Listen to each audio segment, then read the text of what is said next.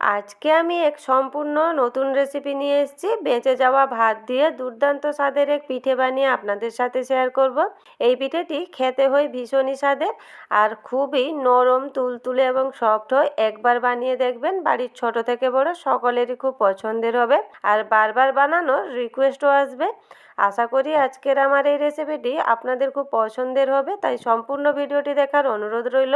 নমস্কার বন্ধুরা, আমি পুষ্পিতার রান্নাঘরে আপনাদের সবাইকে স্বাগত। আজকের এই নতুন ধরনের রেসিপির জন্য এক বাটি নিয়েছি ভাত। রান্না করে খেয়ে নেওয়ার পর অবশেষে যে ভাতটা বেশি হয়ে যায়, তা থেকেই আমি এক বাটি ভাত নিয়েছি। এই ভাত দিয়ে এই পিঠেটি একবার বানিয়ে দেখবেন, খেতে হয় ভীষণ স্বাদের। এক বাটি ভাত আমি গ্রাইন্ডিং জারে দিয়ে দিলাম, তাতে দিয়ে দিলাম একটা ছোট্ট বাটির এক বাটি ময়দা, যাতে বাইন্ডিংটা ভালো আসে।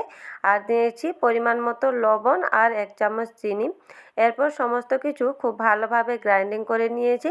গ্রাইন্ডিং করার পর একটা পাত্রে বের করে নিয়েছি আর 1 চামচের মতো শুকনো ময়দা দিয়ে খুব ভালোভাবে ডোটাকে মুথে নিতে হবে। শুকনো ময়দার বদলেও হাতে তেল লাগিয়েও ডোটাকে মুথে নেওয়া যায়।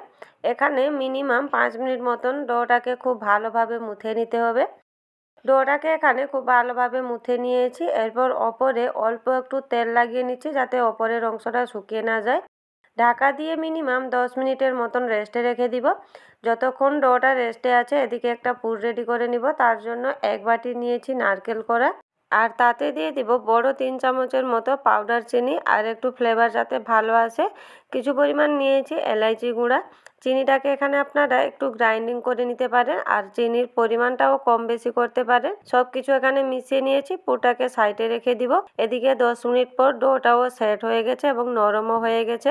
ডোটা থেকে সমস্ত লেচিগুলা কেটে নিব, তবে বেশি বড় করা যাবে না, একটু মিডিয়াম সাইজের লেচিগুলা কেটে নিতে হবে। যেরকম আমরা রুটি পরোটার জন্য লেচিগুলা কাটি, ঠিক সেইভাবেই লেচিগুলোকে এখানে কেটে নিতে হবে। লেচিগুলো আমি এখানে কেটে নিয়েছি। এরপর হাতে একটু গোল করে শেপ দিয়ে নিচ্ছি। সমস্ত লেচিগুলাকে একটু গোল করে শেপ দিয়ে নিয়েছি। এরপর একটা করে লেচি নিয়ে রুটির মতো করে বেলে নিব। প্রথমে ওপরে একটু শুকনো ময়দা ছিটিয়ে লেচিগুলোকে একটু রুটির মতো করে পাতলা করে বেলে নিতে হবে। এখানে একটা আমি রুটির মতো বেলে নিয়েছি আর দেখুন পাতলাটা ঠিক এইভাবেই রেখেছি। বেলে নেওয়ার পর যে পুরটা রেডি করে রেখেছিলাম, তা থেকে পরিমাণ মতো পুর এই রুটির উপরে দিয়ে দিব।